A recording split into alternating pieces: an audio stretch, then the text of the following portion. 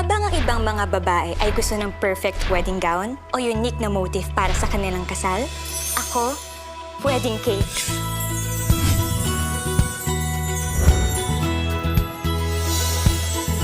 Tada! Ito ang wedding cake natin!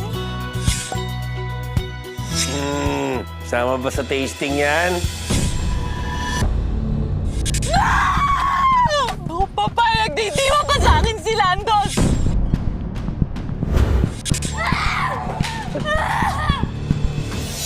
2 taon na mula nung hindi ako sinipot ni Landon sa kasal namin.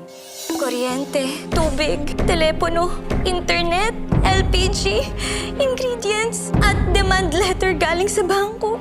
Diyos ko! Wedding cake? Tumatanggap ba kayo ng order para sa wedding cake? Gusto ko yung pinakamasarap at pinakamagandang wedding cake. Kahit magkano pa, babayaran ko. Nasaan na po pala yung napakaswerteng lalaking pakakasalan niyo? Hi? Hay mo mukha mo! I quit! Hindi ka pwede mag-quit! You better not be with that woman, Landon! You are mine! Ito yung namimiss ko, yung bonding natin na ganito.